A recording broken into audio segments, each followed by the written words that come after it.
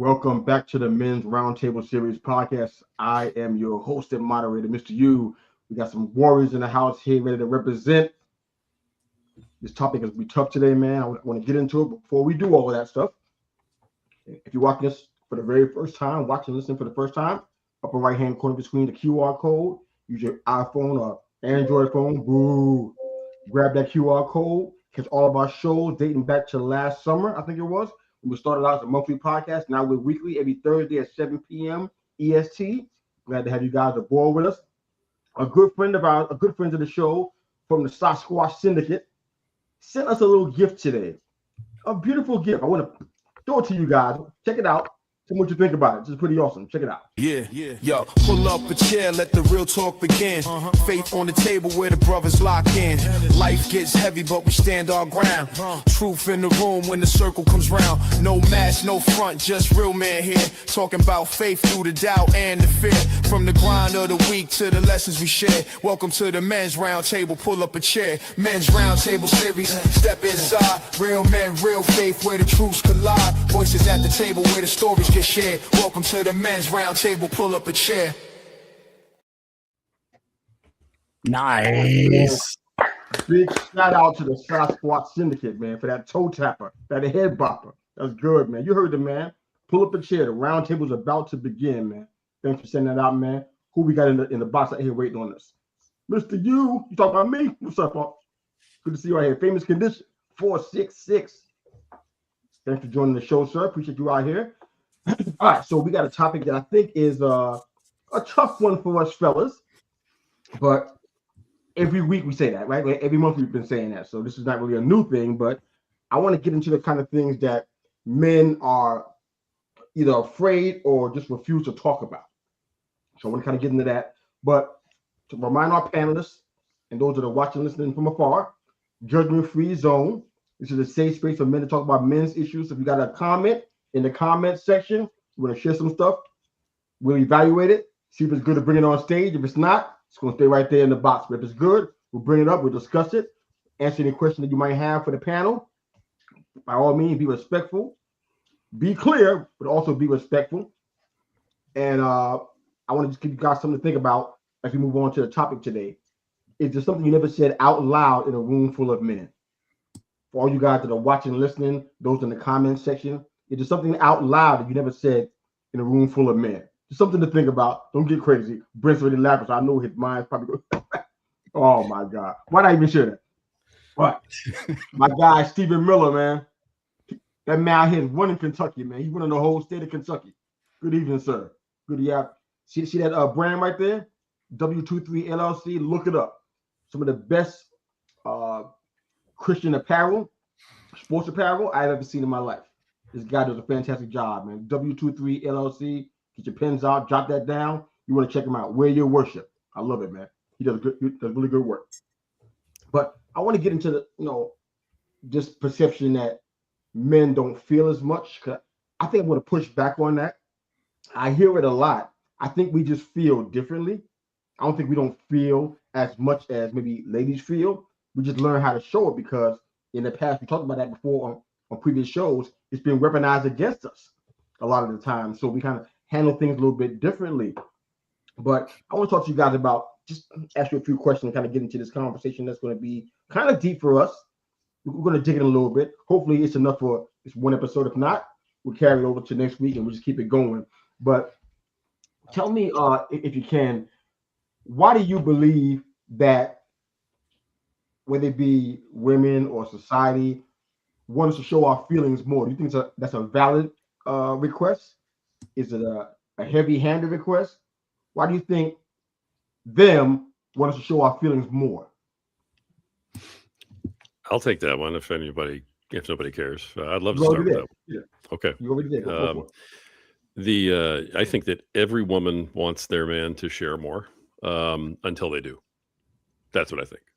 I think it's a great idea. I think that it sounds wonderful until your man is sitting on the couch next to you, crying his eyes out about how he can't provide, or he's worried about making the electric payment, and the lights are getting shut off, and then they go, "Wow, be careful what you ask for." That's what I think. I think it's the new cool hip thing for everybody to be asking for. I also think society as a whole wants men weak. And so I think they want us to just start pouring it out like that. So I think between the two of them, yeah, I think that's kind of where it's coming from. I still don't think it's a great idea. We definitely feel, but I think most of us have kind of learned that, you can feel, but you don't have to show and embody, and collapse. You can feel in a controlled way and, still protect yourself and the people around you. Okay. Now I want to ask you one thing, but then I want the second part to be all of us jumping in on this one, because you mentioned that first scenario before. As a matter of fact, you mentioned it a few times. Are you able to talk about that more? Is that something you actually experienced yourself, if you've seen up close and personal, where you say, you know what, I put myself out here, and this is what I get in return? Are you able to speak to that, or is that just something you've seen from a distance? I've experienced it firsthand, and it came at a moment of weakness. Unfortunately, it wasn't like I was experimenting, going, "Oh, maybe I should, be more feeling and more emotional." Right? I witnessed it with my own eyes. I felt it in my soul when it happened. I let myself get so weak at one point that I said, you know what? I just need to let it out. And I wasn't thinking about the consequences of that. I was just thinking, I got to let it out. And so I did. And I could literally see in her eyes what was being reflected back at me. It was fear. It was, Fear. oh my God, this is the position my husband's in. Now what? And she had never seen that from me before. And in that moment, I decided, I can never let this happen again, ever. She depends on me to be that for the family. That's what I've promised all of them. That's my commitment to them.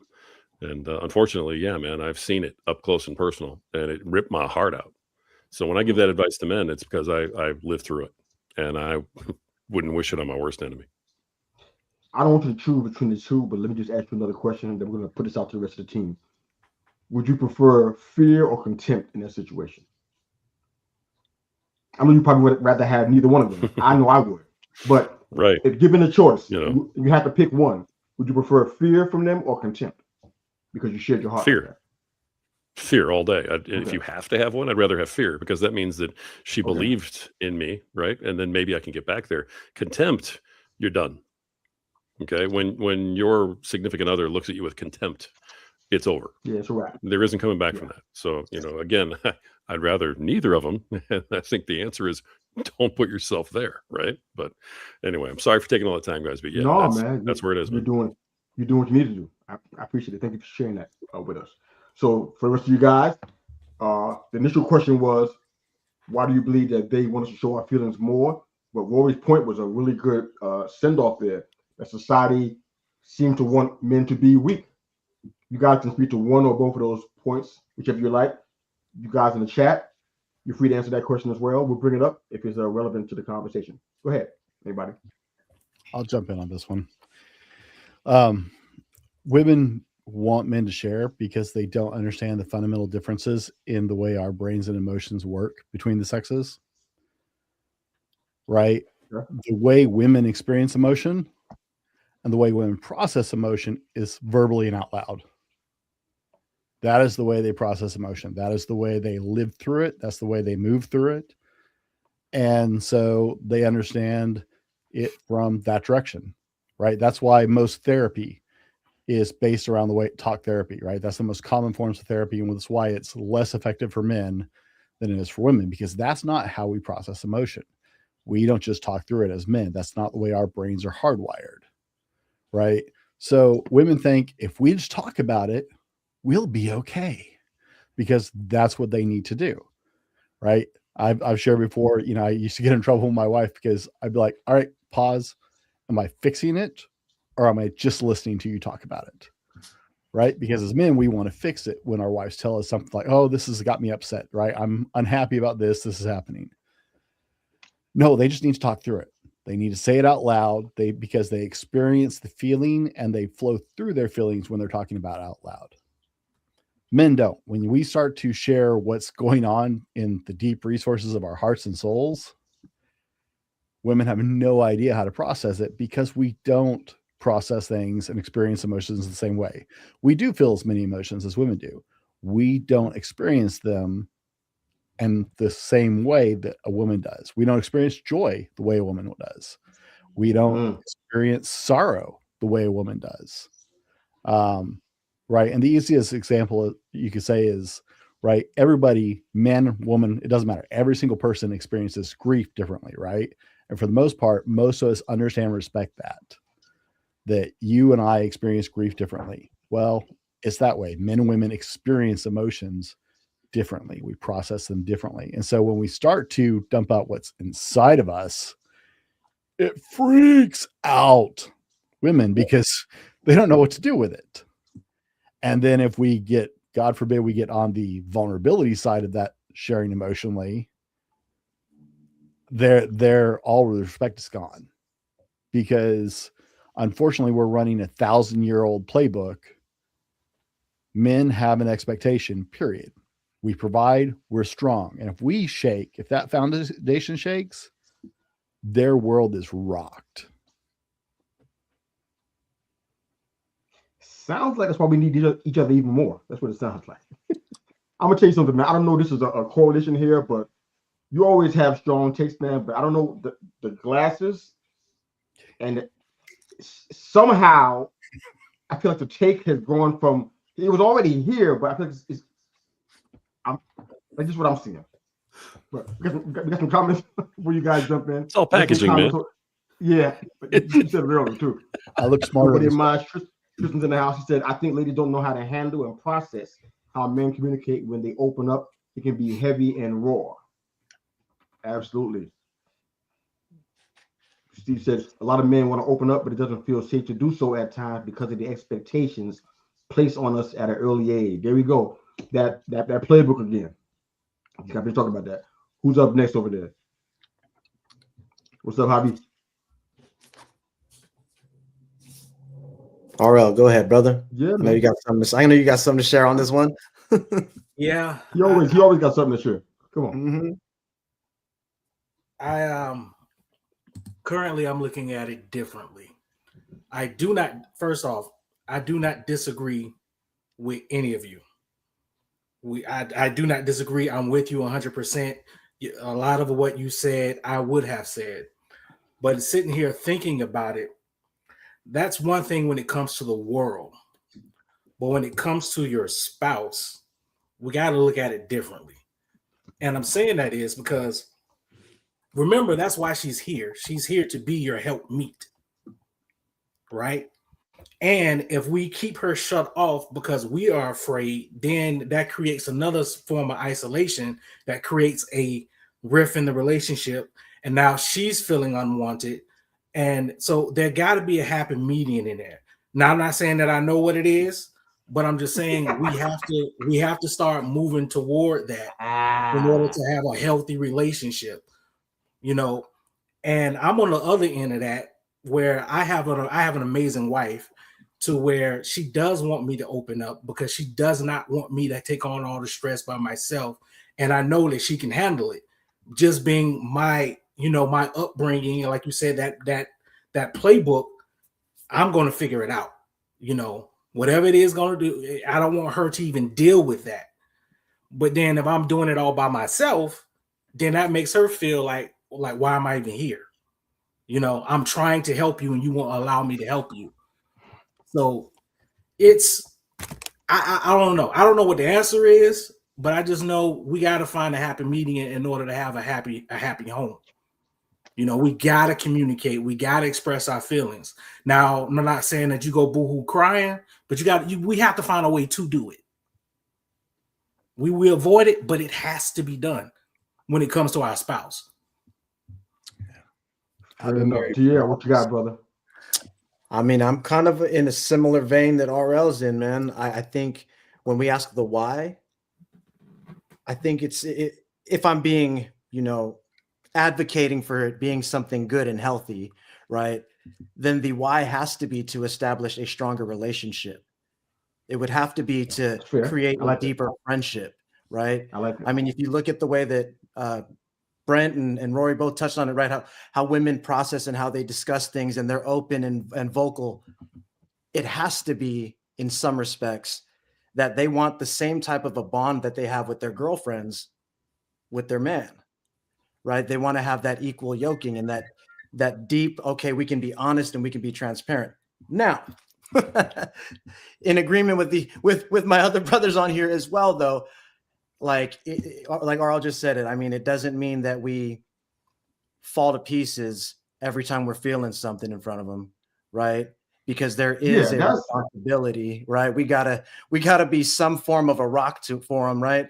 Otherwise, what are we doing together? You know? Yeah, I'm hoping that nobody's thinking, you know what? I can never be in this vulnerable place. I can never shed a tear, because that's a big emotional problem. And down the line, that's gonna be a problem for you and for your seed. So I'm coming against that right off the bat. I'm telling you, that's not a good thing. But time and place. I mean, I see this office. I'm in here worshiping for the Lord, and I'm telling you what's happening right now. It's much right here. It's just me and God, and it's much right here, and I'm not ashamed of it.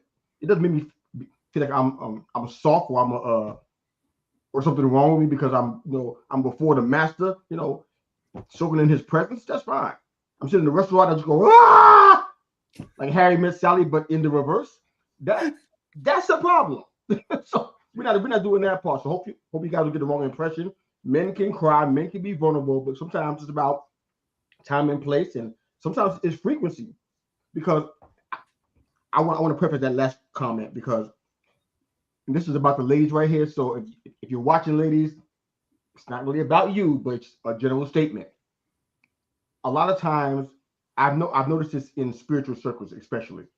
If a woman cries all the time for everything, like she's making a comment about the lunch she made for her kids, and she busts out crying because I love my kids so much.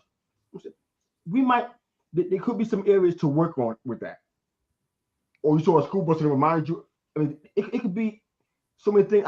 I know people like this who just cry almost at the drop of a dime for anything across the spectrum. It means, there's some need for probably some emotional maturity there. So if men are just busting out crying for, random places, everywhere at high levels of frequency, we could have a problem there. Tristan's comment, I want you guys to kind of speak to this, especially those of you who have sons. He's talking about how young boys tend to have the idea of showing emotion to be weak and strong and wrong. We heard that from Brent earlier. It's the playbook. It's what we've been taught. It's been ingrained. It's been embedded since what? Maybe even before the 1800s. Forever. Way before that, I'm sure. Forever. He says he's working in that with his sons. What do you guys think about this? And how do you help your sons move around that situation, especially when society all over the place is showing it to be the opposite? TV and movie, things they may see. What happens in school, how they treated in school. How do you help your sons work around it if you're doing that right now? For those of you who have sons, I want you to speak out real quick. I'll chime in on that because I have an 11-year-old, soon to be 12. Mm-hmm. We're dealing with that right now. And one of the things that I'm trying to teach him, as I'm teaching myself, it's okay to have the emotion, but don't let the emotion have you. Mm. So it's okay to feel the emotion, but don't act from that emotion. Still take time to process and think rationally. Be careful with your words. Be careful with how you move, because especially right now in this area, the prison is full with people who made emotional decisions. The graveyard is full with people who made emotional decisions, who didn't know how to handle their emotions, how to express their emotions. So it's okay to feel. Your feelings are valid, but you don't have to say everything that you feel. And you don't have to move on everything that you feel. Know when to be still. All right. How about you, Rory? You're the last guy that got bored, I think. I'm a girl dad, so. Hey, man. I love it, and I love that answer. I got to give RL some credit. That was a fantastic answer, man. 100%, and I agree. I have two sons, 25 and 21. They're both married, and the older one, he and his wife are having my first grandkid. So Congrats, I brother. think we did okay. Okay, thank you. I appreciate that. I think we did okay getting them up there. I didn't teach them to not show emotions. I mean, that's how I was. But I did let them know it is okay, under circumstances. It's time and place. And it's also, about when and where. When you're with your brothers, when you have a brotherhood, when you got, your ride or die guy that's going to be there for you at 2 o'clock in the morning, go ahead and show it. That's when the time is right. When you're leading your family, that's not the time. That's not the time to break down in front of your wife, break down in front of your kids, that kind of thing. And I am a believer. I know it's old school, but I'm an old guy. So you know what? To heck with all of you. I'm old. I like it. All right. But I think that it's important to not break down really hard in front of your children, because that's not what they're looking to you for. You can guide them and you can help them and you can convey awesome messages like what RL just did. But, I can't remember crying in front of my boys, you know what I mean? Type of thing. And I don't regret that. I was very careful about the other stuff. I made sure they understood that, what was a safe place, what wasn't. The message was never stuff it and don't feel. But we do have a responsibility. And as much as we hate it, as much as we want to teach against it, society is what it is. It hasn't changed. It's not going to change tomorrow. And the changes that are being made are not good. They're not good ones. You betcha. All right. Got a comment from our guy, definitely one of our fellow panelists and friend of the show.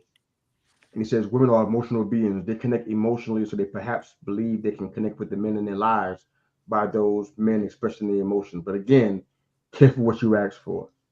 Yes, sir. Brian's hitting that one on the head for sure, for sure. Another comment says, this might be a longer comment. He said, men and women are different physically, so I think a lot of times people in relationships neglect their own responsibility in a relationship and focus so much on what the other should do and shouldn't do. Okay. And how they say there's also a culture and atmosphere that can have an effect as well, in my opinion. Yeah, I think we just touched on some of that, man. That's definitely a thing. You All can right, I so jump in for 1 second? Yeah, please. My wife and I are coming up on 25 years, and this is the Let's go. limited wisdom I have learned. All right. My wife wants me to communicate that I'm having feelings with feeling words. She doesn't want me to have an emotional reaction to them because women track emotional words with sharing emotion. So she wants me to say, yeah, baby, I'm really kind of stressed and concerned about our current situation. She doesn't want me to fall apart and be like, oh my God, I don't know what we're going to do, baby. Right. She wants me to communicate that I am experiencing feelings. I'm experiencing these feelings. She does not want me to physically express them necessarily. Right. She just wants to be communicated with. Right. I think that is the confusion a lot of times. Like I said, women talk. So they want you to communicate what you're feeling. They don't necessarily want to see what you're feeling. It's been my experience. I think I get you there. I'm learning that right now, actually. You hit it right on the head. One of the things my wife expressed to me is she just don't want to be kept in the dark. She wants to know what I'm thinking. She don't want to have to guess and try to figure it out when I could just tell her what I'm thinking. But like you said, it doesn't mean break down and having a big emotional reaction and be dramatic. But she wants to know what my headspace is. And that way she could help out if she can, or where she fits in that. So you hit it right on the head. Emotional words, not emotional actions. Got it. I know most of you guys' story because we've been spending time together and we're growing in friendship and through this show. Who modeled emotional openness for you growing up? And if nobody did that, how did you learn? Oh man, that was my dad. My dad's a crier. I God bless him. My dad was a minister for 40 years. My dad was 6'5", 350 pounds. He's a big dude. Like his forearms were the size of most people's calves. Big dude. Left tackle. If my mom wasn't like, barely chest height for me, I would have been a giant. But it was crazy to me because my dad was super emotional. Like he was totally comfortable because he was such a big guy. He was, and I mean, he played football in high school and stuff like that, right? But because he was so confident physically because of his size, it didn't ever phase him to be emotional. So he always, expressed love and hugs. Like, we got the hugs from our dad and the I love yous at the school door and stuff like that. But like my dad would cry during a movie and I'd be like, dude, you're leaking. He's like, it's a touching moment. That's okay. Right. And I used to tease him about it. Now my children tease me because like I leak when I watch like, oh my God, Acts of Valor or something like that. Oh, I cry through the whole movie. I love those, lay down your life for your friend kind of thing. Man, real talk, bro. Somebody on this panel or watching this show cried during the Avengers Endgame. I don't care what they say. They cried during the Avengers Endgame. I know they did. Matter of fact, I was one of them. Real talk. Spider-Man died. I was one of them. That's not so abstract, man. That's a real thing, man. We just own that stuff. I'm sorry to cut you in, man. Go ahead, brother. Continue, man. But yeah, no, I didn't necessarily want to be very emotionally expressive all the time, but I never believed it was a bad thing. It was actually getting older and dealing with young women in my teenage years where I realized is like, nope, can't, that's not cool. I can't do that. I can't be like emotional and sensitive. And that was hard learned lessons from early relationships and dating. It was never at home. Got it. Mary Sharon said, chaos of emotion is the problem, not emotions itself. Emotions have been the driving force of many great moments in my life. And then he followed up by saying, nah, I cried at the ending of Braveheart. All right. I love the comment, man. Good stuff, man. All right. So who else, man? Who will model the emotional openness for you guys? If nobody did, how'd you learn? I'll jump in here. Man. Don't be scared, man. It's okay. I'm going to say both of my parents, but see, it's interesting. We're talking about emotional openness as if sadness and vulnerability are the only emotions. My parents modeled emotional openness when they were having a knockdown, drag out fight because they were angry. And that was the emotion that they were open with. My dad would always tell us, though, it was really interesting because we would see that in terms of like the actions, but he would always I felt like every day would tell us it's okay to cry. It's okay to cry. It's okay to cry. Right. But I don't think I ever saw the man cry. But I did see my mom, do all the other stuff. I mean, we're talking about women and how they process emotions, right? I think she was the greater of the two when it comes to like healthier processing of emotions. But yeah, man, it took me 40 years, bro, to even know how to process them, to remember like that we're not to be led by them. Right. And I think that's maybe learning in reverse, when you see the unhealthy processing and the lashing out and all that, and then you learn what you don't want to do. Right. But yeah, it would have had to have been my parents. I mean, I think it takes, like they say, it takes a village. Takes a village. So I've seen, if we talk about just the healthy parts of it, I mean, I had a grandfather, I had a sister, I've got a brother, and it's just little bits and pieces for them. But the bulk of it, it was my parents as a child and seeing the things that I didn't agree with and, like almost like reverse engineering, if you will. Yeah. All right. Where'd your dad learn it from, DL, do you think? Where do you think your dad learned it from? We'll call it the sins of the father. The sins of the father visited onto the son, man. It's just, there's a tradition in that kind of stuff for some reason. We typically write a young boy's first hero is his father. So he emulates those things, right? I know for myself, it's like wherever you put your focus on, you can become. I watched all of those things I didn't like for so long, and I promised myself I wasn't going to be them, that I almost learned exactly how to be that, but it's interesting how that works. But yeah, sins of the father, man, it's just years and years and generations of, I guess not knowing how to process it in a healthy way. Gotcha. Dude, everybody cried when Iron Man died. This is not, it's not even about you. Everybody did. Unanimously. The whole theater was crying when Iron Man died. You too, Brett. Stop lying. You too. I cried when Spider-Man died. You too. I cried when I saw the hologram, man, and he started talking to his kid. That was it. Ugly crying. That was fair. Definitely cried there. Okay. There's a lot of stuff in Avengers that have people. Gamora died. There's a lot of things. Yeah. So okay. And this is mainly men now. Let's get that straight. So anybody else want to jump in on the emotional opening shot part? Rory, Ariel. Nah. No worries. I'm good, man. We got guests in the queue. I'm good, man. We can keep the train. We can keep the train, but I don't know. It's not a big deal. I give my time to RL, man. Sure you are. Okay. You're so benevolent. All right. So on the question, who showed you I really never had one? I learned this once I had children. Yeah, teacher. Mary Sharon says, my mother modeled it. She was dying of AIDS. Sorry, brother. And her behavior never changed. She was still loving, patient, funny, and strict. I love that. Tristan said, I think we don't fully understand our emotions or how to express them. I'm still learning daily. Like RL said, have emotions, but don't let them have you. Good stuff, man. I like it, man. Okay. Well, I honestly, if I would try to venture out to answer the question, I never answer my own question.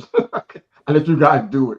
But honestly, you guys know most of the story. I didn't have a father in the household or father figures. Matter of fact, I've been a spiritual father to people for 30 years and never had one of my own. So very, very weird dynamic there. I don't know who modeled that, to be honest with you. I think I'm kind of in Javi's boat. Once I had those 3 girls,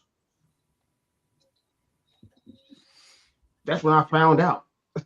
I got more in touch with something. See them getting ready for the daddy and daughter dance. I'm like, oh, my eyes are leaking, you know. And I wasn't a crier at any point in New York, really. Movies and TV didn't make me cry until I got to that place. Being a daughter of 3 little princesses and everything started, the movies, the commercials with the boy and his dad. I'm done. I'm saying, so I don't know how I learned about that. I give all the glory and credit to God and just leave it at that, because there's no person that modeled it for me that I can detect. But here's a tough one for you. There's always a tough question on this show. It happens every time. Have you ever caught yourself being angry when you was actually hurt or scared, and it wasn't really anger, but it was just a cover for your hurt and your fear? Has that ever happened to you guys before? Yes. Explain. Break down the story for us if you can. Share it. All right. What it comes down to. Okay, my parents had me very young. My mother was 15 years old when she gave birth to me. All right. Just go through the timeline real quick. Her and my father ended up getting married. He went to Job Corps, came back. Things didn't quite work. Job Corps in years. Yeah. Now I really feel old now. Wow. Things didn't quite work out between them. So they had their issues and they split. Okay. My mother left and took my brother and sister. My father took me to go live with his parents with him. Shortly after that, he got incarcerated, made some bad choices. I'm not going to really go into much of that because that's his testimony. But I can say the effect that it had on me. That then left me in limbo. So I'm getting raised by my grandparents, and I only see my mother and my brothers and sisters every other weekend. Right? Okay. So right before I get ready to start middle school, I move back in with my mother. My father gets released, and now he's estranged. So we're trying to have a relationship, but at the time, he didn't want to have anything to do with us, really. Mainly because in his mind, he was protecting us from the person that he was. So he didn't feel worthy. And this is a conversation that I had with him recently. Then I learned all this. And oddly enough, it was a generational thing because he didn't have a relationship with his father until he was 30 years old. So that cycle got broken with me and my brother, as far as us and our children. But during that time, he would have different relationships and he would take care of those families, but didn't take care of the family that he created.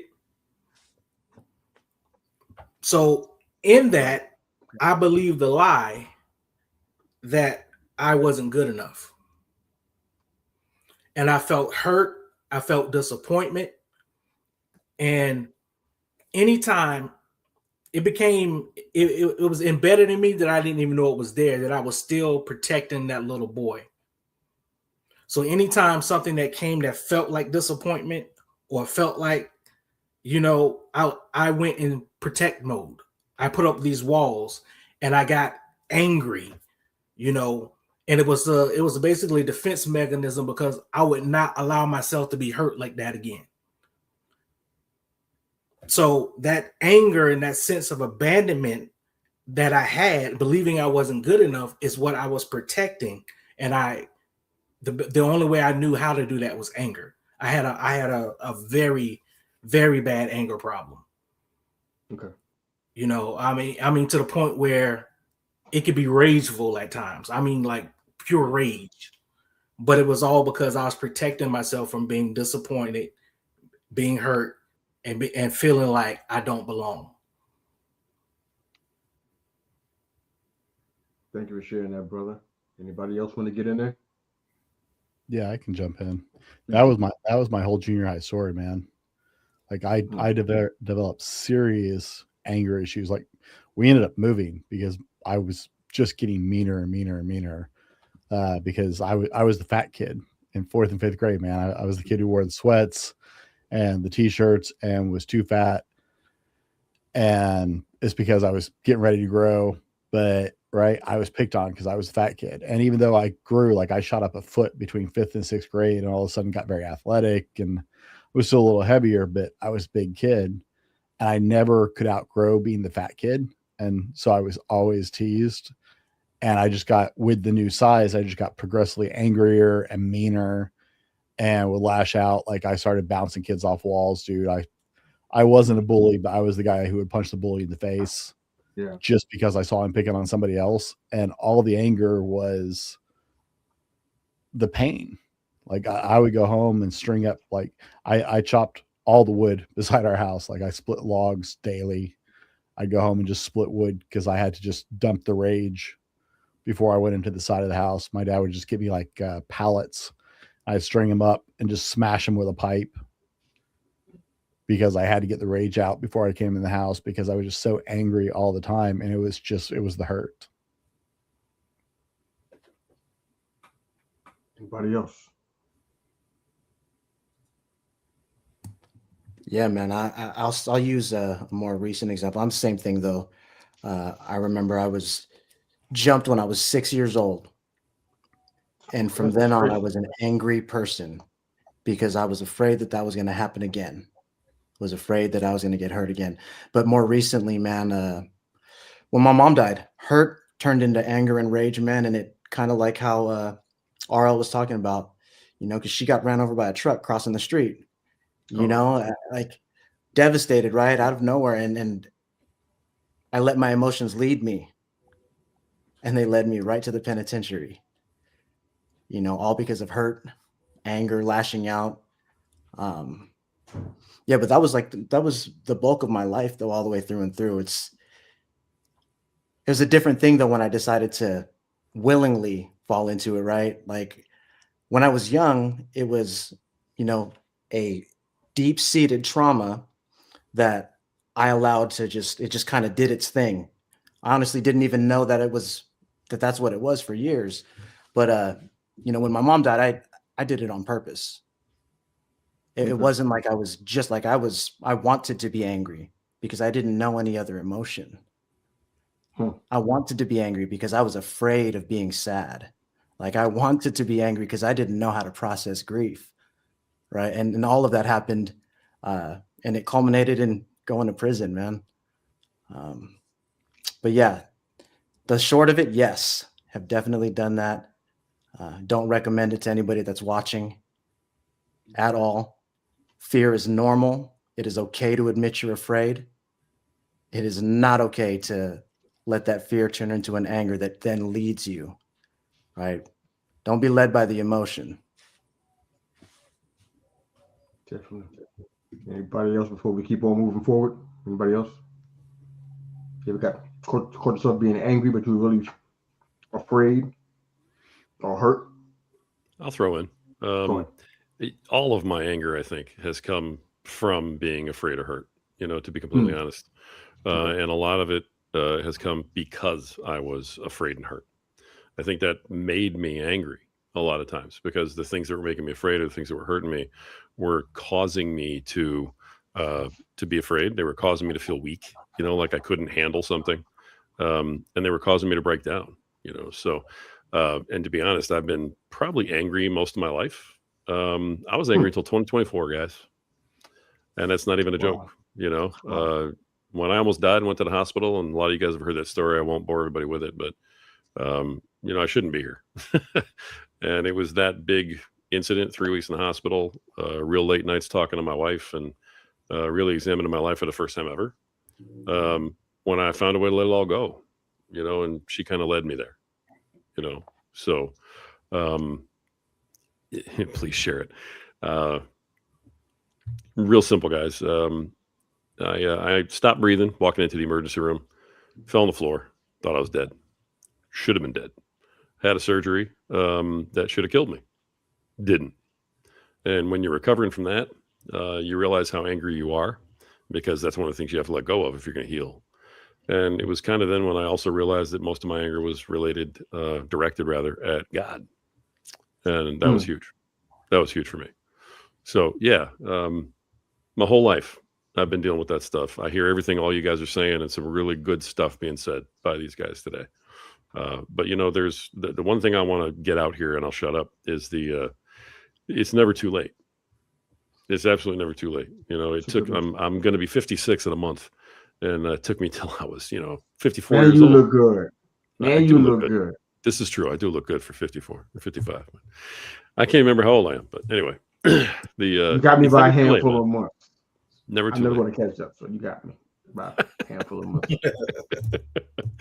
Yeah, so that's it, man. That's really it. I think a lot of anger is because we're angry at God too. You know what I mean? So I think we got to look there when we start trying to fix it. I love that. All right, just what I'm seeing already, I can already tell that it's going to take us the rest of this month to finish this topic, and I'm good with that. not because of you guys, because this is really deep, and we need to really get into it and unpack it. I think it's helping people. On a scale of 1 to 10, because we all know about the unwritten playbook. We know about it. We talked about it on this show. We talk about it off this show. We know it's a real thing. People are trying to tell us it's not real all they want to, but we know it's a real thing. It's the unwritten rule book out there about us. On a scale of 1 to 10, how aggressively do you try to counteract the quote unquote unwritten rule book? On a scale of 1 to 10, how aggressive are you with that? Because that number tells a story. If you say it's 3, then my follow-up question is, why are you not trying to aggressively counteract something that limits and nullifies generations? And if it's a 10, then I want to know, so what are you doing? How about the rest of us? So on a scale of 1 to 10, and you guys in the chat can help us out with that too. How aggressive are you with counteracting that unwritten rule book? On a scale of 1 to 10, just give me a number. 0. 0. Mm-hmm. You're not doing anything. You're totally hands off. You just letting it happen. No, not at all. These rules were written long before I got here. They're going to be existing long after I'm gone. And so I'm not interested in changing the rules. I'm interested in winning the game. Okay. That's it. You know what I mean? Okay. That's why I taught my boys what I taught them. You're not going to change society's, expectation on that, unfortunately, in this lifetime. You can try, and I admire you if you do. But I'm much more interested in taking whatever the game is, whatever the rules are, and winning for me and mine. And that's kind of what I look at. As long as everybody's going to say, this is how men have to be, I'm going to be like, all right, you know what? Well, then I'm going to be the best I can be at it and make sure I still win. That's the counteractive, man. Why are you talking to your sons and you're saying, you know what? This that you're seeing around, that's not a real thing. this is what you should be doing. That's what you're doing. You're recoding and rewiring something that people have been teaching us for generations now. So it's the same. We're speaking the same language. Your number should be a 0 based on that. But okay, keep on moving. How about the rest of you guys? Scale of 1 to 10. Don't pick 0. I'm gonna say 10. Okay. You got a son too, 10. so that's probably a big reason for that. I would imagine. Yes, and my reason also is it's not my playbook. It's not the playbook that was designed for me. It's not. That is the world's playbook. And it's like the closer I'm trying to be like Christ and I'm studying the word, now I'm studying the real playbook. And he lays it out for us how we're supposed to be, how we're supposed to walk, how we're supposed to talk to our wives, to the fact that if we talk wrongfully to our wives, he won't even hear our prayers. So that for me, that's my playbook. That's scripture. That's Bible. And I that's can't. That's not RL. That's Bible. Yeah, wasn't me. Yeah, but I'm trying hard to follow his playbook, his design. I'm staying in prayer. I'm fasting. I'm learning when it's too much me and I need to shut this flesh down. And I cannot follow the world's playbook, and that's on anything. And we're human, we're flesh. I don't know, it's easier said than done, but that's why I got to go 10 at it. I have to. Yeah. I cannot allow this flesh to win. Yeah. How do you feel? Like, I always forget your son's name. I mean, I see him 100 times, but how is he handling you on 10 with this approach? How do you think he's handling it? I think he handles it well.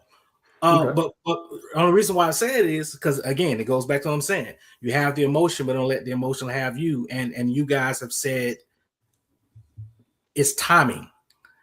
It's the timing of it all, and it's the placing of it all. There's a time and a place for it. And it's to the point where it's happening, and he doesn't even know it's happening. To him, this is normal life. Yeah. So, all right. I like his answer. I really do. I like his perspective, brother. I got to say it. I really do. I'm not changing mine, but I admire yours.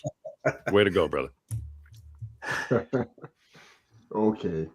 I'm gonna echo that 10, man. I'm gonna echo that 10. You going 10? Yep. And I'm gonna hit some scripture for you real quick too. Do not conform to the patterns of this world, but instead be transformed by the renewing of your mind. 10 for me, because when I did try to follow every page of that playbook, I wound up in prison. Every page of that playbook, I found myself ruined, right? Nothing that I did succeeded in the long run, right? So I have no choice but to follow the playbook that RL's following, that every man on this panel uses, right? The world's playbook is, don't nobody want that. It changes every other day. I mean, now you got some things that used to be in the women's unwritten playbook that are supposed to be in the men's unwritten playbook. I'm good. I'm good. I'm going to stick to the manuscript that's 2,000 years old, man. I'm going to stick to that one. I love that, man. All right, Steven said 10 for me as well. So we got 10s all over. Got to check on Brent and see what's going on with his number. But said my biggest delay prior was lack of alignment with God. I'm not perfect, but I'm nowhere near what I used to be. I thank God for you, brother. Brent, you got a number in regards to that? I know it's a little bit different because of the girls, but Well, no, I'm trying to figure out how to process this, because I'm largely into teaching men how to thrive despite the playbook. Yeah. So I don't know that I'm trying to change the playbook, because I'm with Rory. It's not going to change. I never said that word change, man. Don't put that on me. Yeah. Use the word change playbook. Change the play. But that's change the playbook. I know that we reality can't counteract its impact. Yes. So I'm man. Quote me right. You're gonna quote me now. We got multiple podcasts between all of us, I know, and several of us have podcasts dealing with specifically this kind of thing.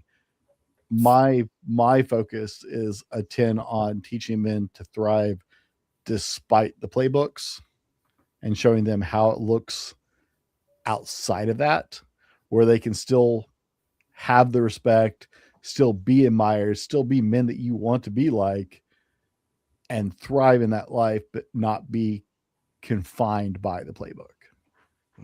So I think that's a 10, but I was struggling with trying to put it inside that box. Because it's also, I want to understand you guys' mentality toward this. That's really the whole point of all this stuff. You guys are doing a great job.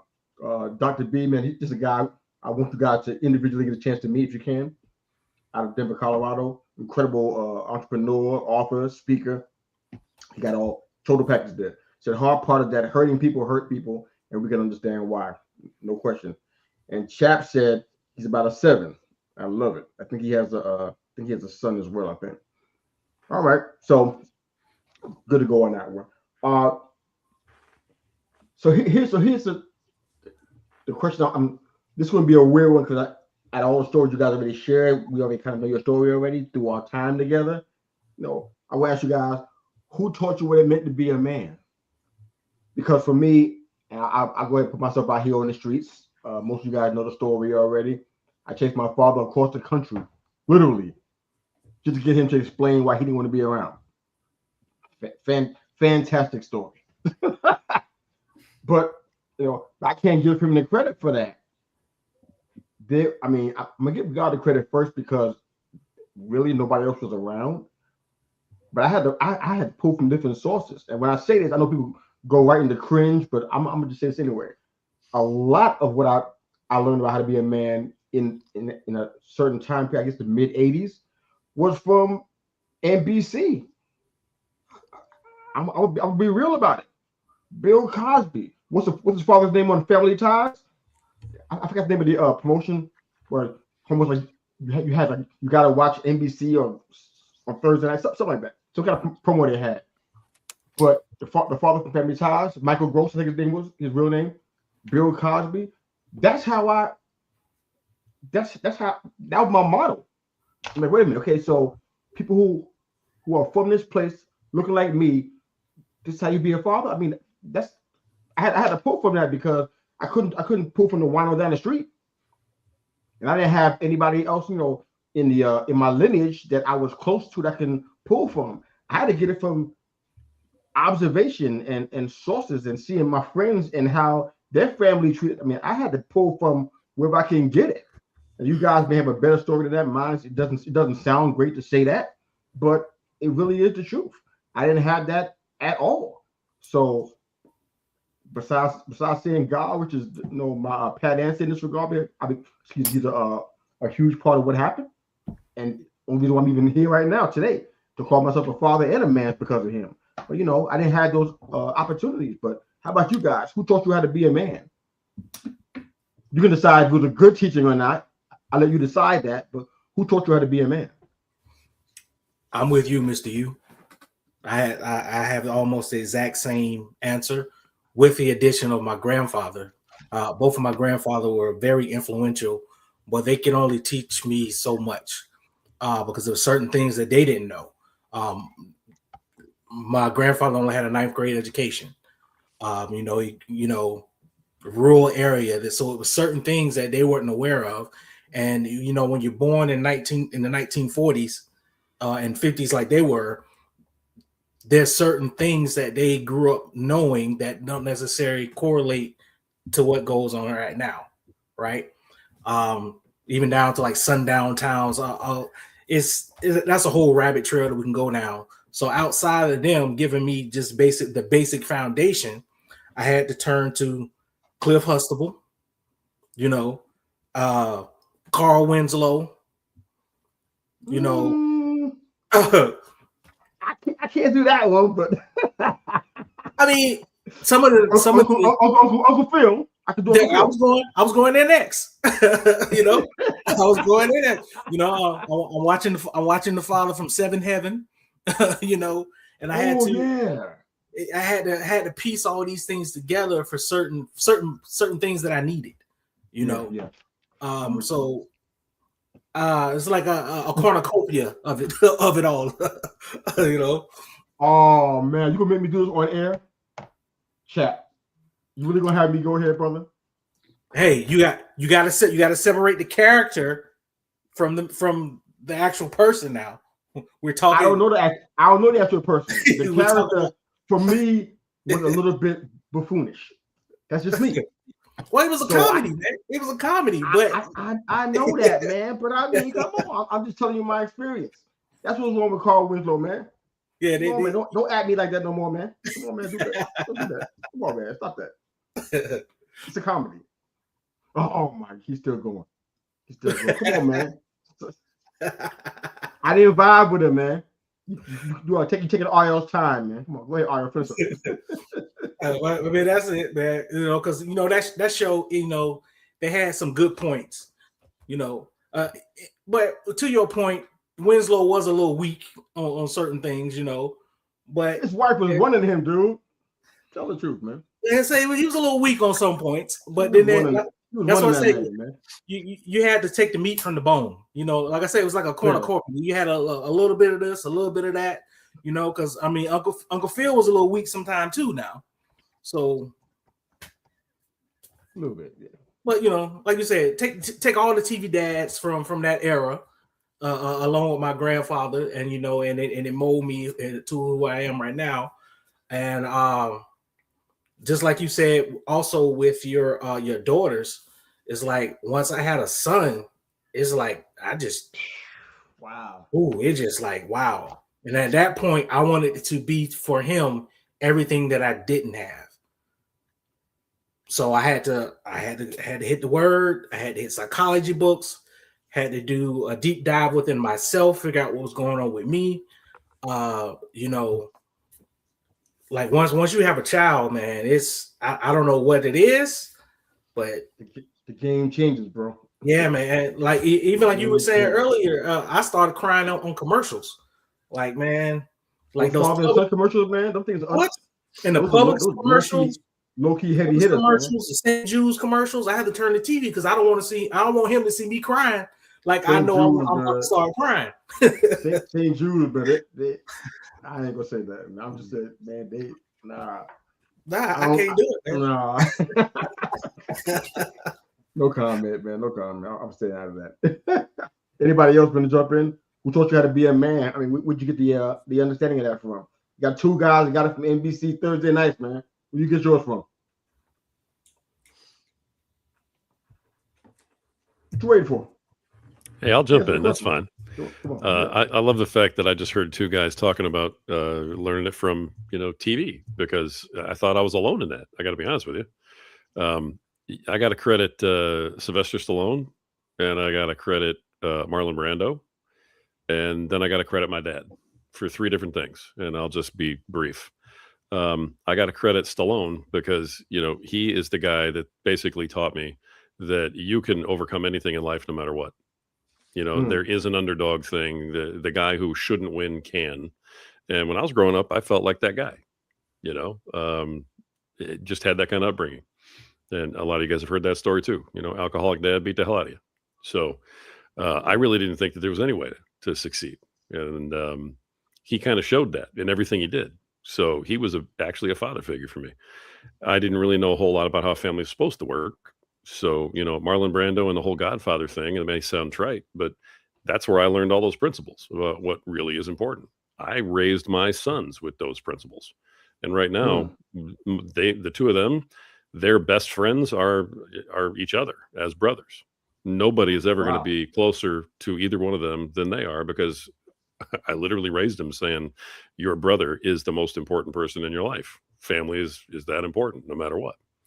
And then my dad gets some credit because he, on a regular basis, showed me what not to do. Every single night when he came home and beat the living hell out of the whole family, and I had to get in between him and them, he showed me what you don't do. And so when you put those three things together, man, that is where I learned it all. And I'm actually really refreshed to hear that you guys had a little bit of the same boat, learning from, Hollywood. By the same token, we all learned from Hollywood writers, unfortunately. So there's really no question in my mind why the playbook is as strong as it is, because that's all we had to learn from was the playbook they all made up. Yeah, definitely. Yeah, we're going to get in the family this month. I just hope that you still like me after we get done, because I got some some things to talk about regarding family. So hopefully we're on the same page. We're still buddies going forward. All right. Anybody else want to jump in before we close out? Who taught you how to be a man? Anybody else want to go ahead and hit the trifecta or the quadrifecta on the on the sitcoms? Come on, Brent. I'll go. So I've got to credit my dad. My dad taught me how to love people. Fair. My dad was not what you would call a super manly man. Like, my dad can't fix cars. He can't build things. He is not the person you want to help you with any project like that. Like that was not his thing. You want to fell trees or climb mountains or fix your old truck, do not call him. That was not. But he taught me how to love family, and he taught me to prioritize family above everything. We were literally taught God, family, country. That was the order in my house. My siblings and I are like mafioso. It's my sister could call, I'd be on a plane tonight with no questions asked and do whatever needed to be done. And we're both, I'm the baby at 46. So I jump on a plane right now and never even question it. I just like, do I need one shovel or two? So, and that's the way we were raised, was God, family, country. I mean, that is the core foundation of my life's beliefs. But my dad taught me to love and to be compassionate with people and to value people. But honestly, everything else I learned about, like, being manly, I watched Clint Eastwood and John Wayne, Lee Marvin, Arnold Schwarzenegger, Sylvester Stallone. My dad and I loved watching like the Rambo movies and Rocky and the Arnold Schwarzenegger films and the old Lee Marvin and John Wayne films, and we'd watch all that stuff together. So it was it was not a surprise that all of my siblings, we all went to the military, and like this is what we grew up on. It was very clear: God, family, country, and we all learned that manly kind of thing from the 70s and 80s action stars. So yeah, come on, it wasn't the sitcom dads. It was Arnold Schwarzenegger in Commando killing half the world to go get his daughter after they grabbed her. That's 3 out of 5 ain't bad. I take it. GL, you could be we're already the majority, so it doesn't matter now at this point. But how about you? Yeah, I mean, I'm with you guys. There was a lot of people in the media who I've modeled after. I'm giving actual people in my life credit. My 2 grandfathers and my dad taught me a lot of things. But if I'm being honest, adversity, man. Adversity taught me how to be a man. Adversity taught me how to step up. Adversity taught me how to rise to the occasion, because I mean, other than that, it was all just book teaching, really. I could watch my dad, he could tell me things, but until I've experienced and walked through those things, I was never destined to be that, so I would have to say adversity gets the large part of the credit for me. And if I'm being even more honest, I'm still learning. I am a work in progress. I would not call myself a man's man until I'm done, and I'm not done yet. Oh, for our audio listeners only, guys, when I said manly stuff, there was air quotes. So just to be clear, just our audio only listeners. You guys missed out on that part. It was really, really important, and you missed it. Yeah, it was. Really sorry about that. But guys, this is one of those. I kind of feel like this was coming for months and months now. We did some heavy hitting topics since we started doing this show, but there's something about this that has some chutzpah to it. It's a mustard on this one. So we're going to hang out here. I'm not sure it's going to be all month, but we're going to hang out here every week until we wring that bad boy dry, because there's a lot to talk about here. And there's a lot of stuff on the friendship gap, the family dynamic, how we place it. Does it become an idol? We're going to get into all of that stuff this month. So we'll see how long it takes us, man. We're going to have fun with it, man, and bring our panel back again, man. But thank you guys for watching and listening. If you haven't watched us at all, this is your very first time, upper right-hand corner of your screen is a QR code that will allow you to catch all of our shows that we've had and connect to our YouTube channel, where you can see all of our content from our brand. And of course, if you're listening only and you're not watching, Apple Podcasts, Spotify, iHeartRadio, Pandora has this show on it. So we'd be glad to hear from you guys. Leave us a 5-star review. Let us know what you think about the show. You see these faces right here, all you guys with your names on here, look them up. They got fantastic men's content on their pages. We're going to do a lot more collaboration in days, weeks, and months to come. So thanks again for watching and listening. This is the Men's Roundtable Series podcast, and you just got taught about what men are really all about. So thank you again. Join us again next Thursday, 7 p.m. EST.